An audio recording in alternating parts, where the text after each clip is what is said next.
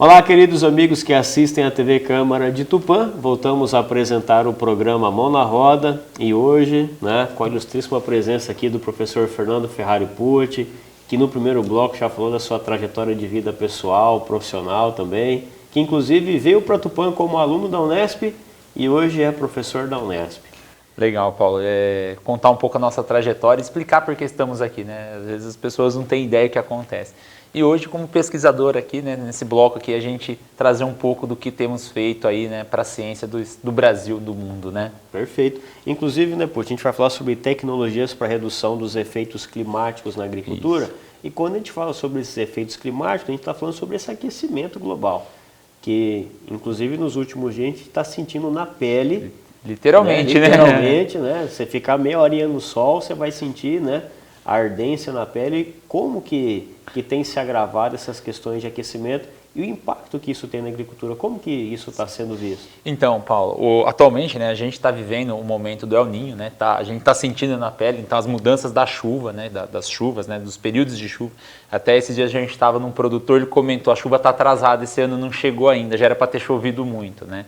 Quem está acompanhando um pouco, no Mato Grosso, as plantações de soja já estão destruindo elas, já estão passando grade, porque não tem chovido suficiente, então sabe que não vai produzir. Então, não adianta deixar ali, passar defensivo, porque é um custo que não vai ser pago. Então, a gente está vivendo isso.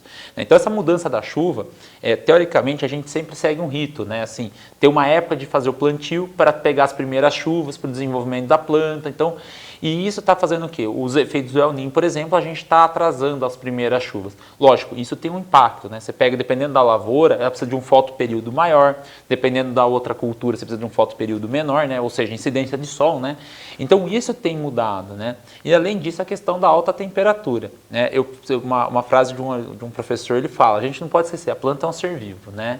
Como nós, você comentou, eu fico meia hora no sol, estou passando mal, né? Tem gente que está sofrendo muito, né? Estudos da FAPESP, semana passada, aí, que saíram, se não me engano, falando, né, que pessoas que têm alguns tipos de doenças, esse choque térmico pode agravar. Então, assim, tem muita coisa que está mudando no nosso dia a dia, né? Meu pai falou esses dias atrás, foi muito engraçado, ele falou assim, ar-condicionado era luxo, né? E eles moram na cidade de Botucatu, que é super fresco. Hoje está virando uma necessidade. Então, aqui em Tupã, a gente está vivendo isso, né? Então, essas mudanças climáticas estão mudando essa questão dos períodos da chuva. Então, a gente tem que pensar quais são as tecnologias que eu posso melhorar o armazenamento de água no solo. Então, o que é isso? A água que eu posso deixar ali, que ela não seja escoada, que seja por um período maior. Se a gente for pensar, uma tecnologia hoje consolidada no Brasil, né, a gente é referência, que é o sistema de plantio direto ou sistema de semeadura direto, tem essas duas terminologias.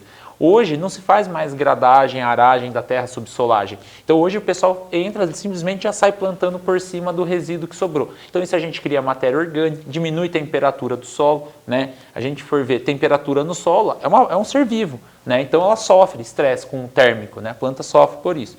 Então nós estamos buscando algumas dessas tecnologias para quê? Para reduzir esse efeito dessa temperatura excessiva nas plantas, né? Que tem provocado aumento de perda de água da planta, perda de água no solo, para tentar ajudar os produtores a reduzir, né, a aumentar a produtividade, né? A gente não fala nem aumentar mais a produtividade, a gente fala manter a produtividade com menor investimento aí. Então nós estamos tentando buscar essas tecnologias para reduzir isso. Perfeito, Pucci, excelente contextualização. E vale ressaltar que se a gente não tiver esse cuidado nas pesquisas, né, pesquisas que vão resultar em resultados práticos para os produtores, isso Sim. vai ter consequência futuramente na nossa mesa, o que a gente vai comer, né, o que a gente vai utilizar de alimentos na nossa mesa. Isso impacta profundamente a toda a sociedade, né? Não, Paulo, e eu sempre pergunto, né, o Brasil é o maior produtor do quê? O que vem na sua cabeça hoje? Soja. Soja. Você comeu soja hoje? Ontem, antes de ontem? De forma direta, a gente não come isso. A gente come muito pouco, né? Boa parte da produção animal e tal. Mas a gente tem um outro lado, o produtor de verdura, um pequeno produtor, né? Um produtor de tomate, um produtor de hortaliças. Então a gente tem que ver que essas tecnologias são para os grandes, mas a gente tem que começar a pensar nos pequenos. A gente pode abordar isso, né? De trazer essa questão da contextualização de pequenos e médios produtores também. Eu falo, todo dia a gente come uma alface, come uma cebola, come um tomate. E muitas vezes não é um grande produtor, é um pequeno produtor, né? Se a gente for pensar aqui hoje, em Tupã, quantos pequenos produtores de hortaliças pecuaristas não têm? Muitos, né? E eles estão sofrendo já com isso, né? Eu fui fazer uma visita semana passada num produtor, né, que ele está com problema, eu falei assim, Fernando, eu não sei mais o que eu faço, por quê? Eu molho de manhã, molho na hora do almoço, molho à tarde, a terra está seca, o meu alface está ficando amargo. Então eles estão já sofrendo com isso. Então como que a gente pode usar tecnologias para melhorar isso? Um alface amargo ninguém vai querer comprar. Ninguém quer, fica desperdiçado no mercado. Um alface duro, porque não tá faltando água, a planta não completa seu ciclo, né? Olha então, que coisa, hein? Poxa vida, hein? Ou seja, é importantíssimo todo esse trabalho que a universidade faz em projetos de pesquisa, como esse que você está relatando aqui, que é a sua área de atuação, né? Sim, sim. Para que isso tenha resultados práticos efetivamente na sociedade. Perfeito, Paulo. Essa é a ideia, né? Trazer essa contribuição prática para a sociedade, né? Porque muitas vezes a gente faz uma puta de uma descoberta super legal, emocionante, mas acaba ficando num paper, num papel, no artigo, né? Papel, no artigo, numa gaveta, né? Então, perfeito. Trabalhar essa interação sociedade-universidade é muito enriquecedor. Excelente. E dentro dessa temática, dessas tecnologias, o que você efetivamente tem utilizado? Legal, Paulo. Então vamos lá. Nós temos trabalhado com uma primeira desenvolvimento de um novo material, né? Na verdade já existe um material chamado hidrogel. Só que o que nós estamos fazendo? Em parceria junto com a Embrapa Instrumentação, né? Depois a gente pode discutir até um pouco mais também. Nós estamos usando um resíduo da cana-de-açúcar que chama carboxilmetilcelulose. Nós estamos mudando um pouco a sua estrutura, colocando alguns emulsificadores, trabalhando a estrutura dele agora. Para quê?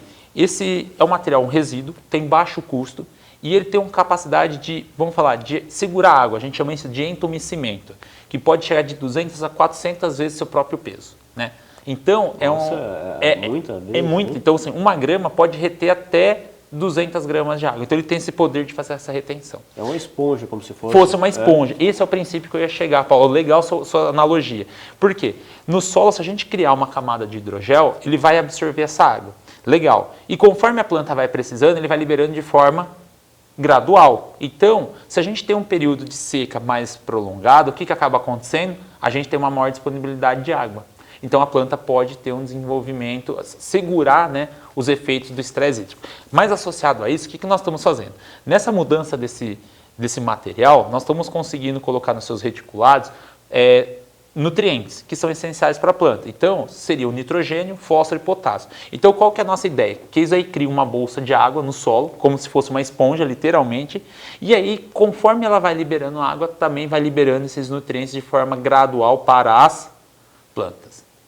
Então esse é o nosso primeiro projeto, então nós estamos tentando fazer isso.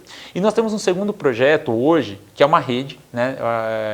É um projeto nacional, nós temos envolvidos, são 5 universidades, né, aqui no Brasil e 3 universidades no exterior.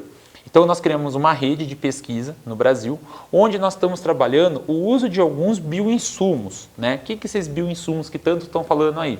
São micro-organismos que são benéficos para a agricultura, né? Então nesse caso específico, desse projeto, nós estamos em uma parceria com uma empresa, junto com a Embrapa, junto com as universidades, que é um bacillus, chama Bacillus arabatae, onde ele foi descoberto na Caatinga, né? Então um material novo patenteado pela Embrapa, então tem uma empresa que tem a sua patente, por isso que a gente tem que trabalhar nessa parceria, né?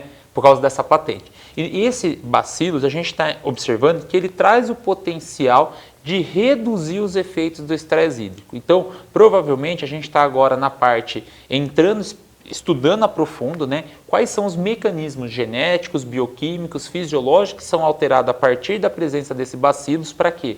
Para que a planta esteja fazendo, né, essa redução dos efeitos do estresse hídrico, né? Então esses são dos dois, e continuando, agora a gente já está numa fase na segunda fase do projeto, onde nós estudamos eles de forma isolada, e agora a gente está trabalhando associações desse bacilos com outros micro-organismos, né? Então, por exemplo, Azospirillum brasiliense, Bradyrhizobium para soja, a gente está trabalhando com outros bioinsumos para ver nessa relação e quais são os efeitos benéficos para as plantas. Excelente, ou seja, que você está querendo fazer com que tenha disponibilidade maior de água e nutriente para as plantas, que seria o hidrogel. Isso. E o bioinsumo mais focado na produção agrícola e também na redução dos efeitos do estresse hídrico, né? Porque esses bioinsumos, além dessa questão da redução dos efeitos do estresse hídrico, ele tem a capacidade de fazer a promoção de crescimento nas plantas, aumentar a produção de alguns hormônios. Então a gente está tentando agora cada projeto está uma área diferente, mas esse que é o projeto da rede que eu comentei,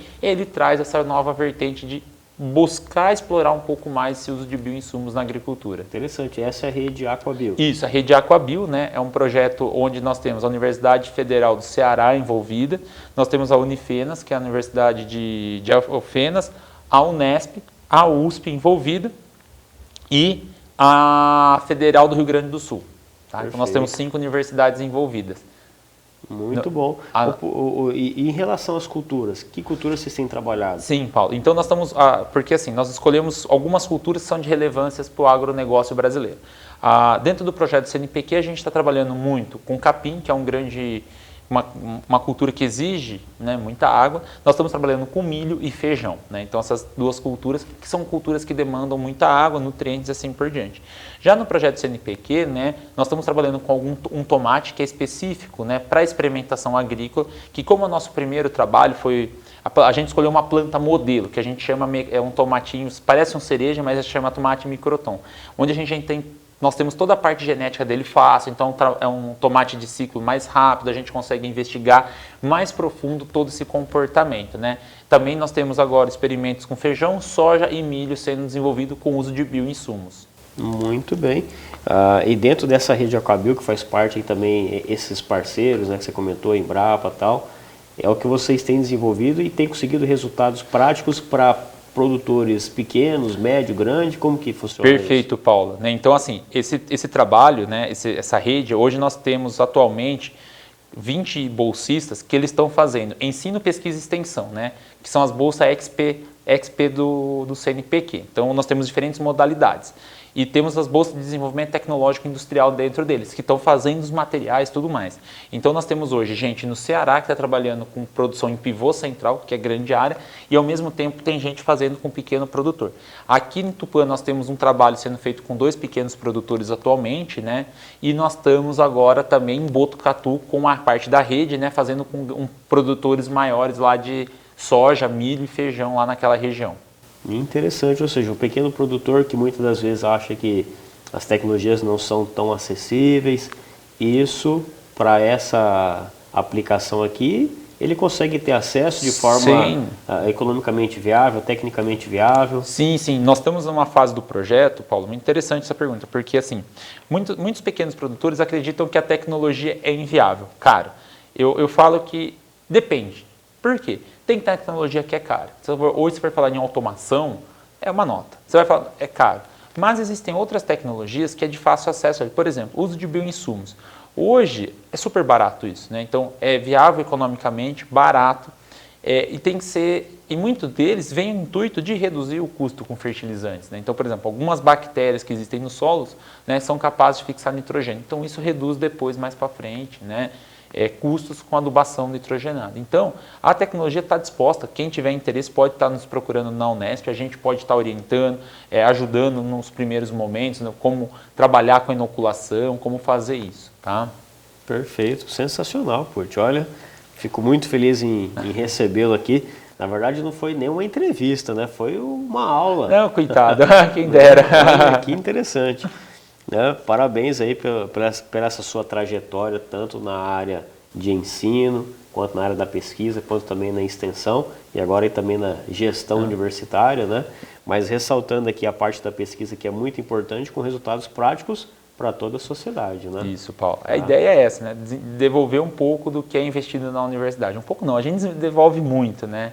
A universidade está de portas abertas, né? Parece que a gente vive num... Não, nós estamos lá para conversar, para ajudar, para orientar, para o que precisar. Perfeito, inclusive momentos como esse, né, que o pessoal que assiste aí tem acesso, né, às vezes um produtor rural está assistindo e fala, poxa, eu preciso disso, né? Aliás, quem precisa pode entrar em contato diretamente na Unesp de Tupã? Pode estar nos procurando lá, né? A gente todo dia está lá, a gente está lá de portas abertas para ajudar isso mesmo, né? Trazer um pouco essa tecnologia, trazer um pouco esse manejo diferente, trazer essas tendências do mercado, né? Então, isso é importante. Perfeito, muito bom, Pucci. Muito obrigado mais uma vez pela sua presença. Obrigado, Fique Paulo. à vontade para deixar uma mensagem final para quem nos assiste. Primeiro agradecer ao professor Paulo pelo convite, né, do apoio do Rotary, né? Acho que é importante a gente estar aqui batendo esse papo hoje, né? trazendo um pouco do que nós temos feito para a Unesp, né, para a sociedade, o que nós estamos trazendo para a região, né, eu acho que isso é claro. A Unesp está hoje em 24 cidades, se a gente for pensar, está no estado inteiro, né? A gente tem que trazer